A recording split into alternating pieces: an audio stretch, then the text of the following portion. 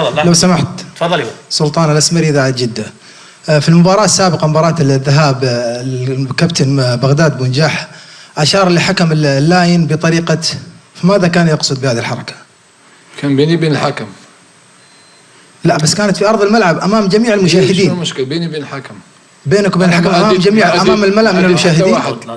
من حقنا أن تفسر هذه الحركة كوننا متابعين. زعلان سويت حركة. لا بس كوننا متابعين، أنت أمام الملأ ولست في مبنى داخل أنت والحكم فقط. إيه طلبت اسماح أنا. You are here for talking about the game, not about the referee. طلبت اسماح قلت لهم سامحوني غلطت وسامحوني. ايش لا بس الحركة سؤالي انت ايش كنت تقصد فيها؟ كنت منرفز خلاص بغداد. جات حركة عادية. خلاص فينيش. انت غلطت في ايش يعني؟ ايش الخطأ؟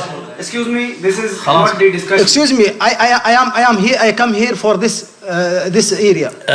شيخ سلطان هو المؤتمر الصحفي عن مباراة اليوم مش اوكي بس انا صحفي من حقي اسال. حقك على عيني وعلى راسي بس يبي عن مباراة اليوم المؤتمر الصحفي على اساس الافضل لاعب. مرتبطة بالمباراة السابقة هي ذهاب وإياب. اكيد صحيح بس هو يتكلم عن 90 دقيقة اليوم. بس هو اللاعب يقول اخطأ معليش يا استاذ. Maybe you ask about the match. Okay about match. Whatever you ask, whatever he could answer, he answered. شكرا حبيبي. Thank you. لا بس انت قلت اخطيت، بعرف انت اخطيت في ايش اللي بتقول خطأ. عندك جواب على كلمة انك اخطيت ولا ما عندك جواب؟ مش بيني وبين اهلي، بيني وبين الحكم. لا عندك جواب ولا ما عندك جواب؟ قول لي ايوه ولا خلاص ايش دخلك؟ روح يا حبيبي روح الغرفة على طول روح. لا معلش هو يقول اخطأ، اذا اخطيت قول لي ايش خطأك، لا تتكلم في نص الكلام وتخلي النص الباقي.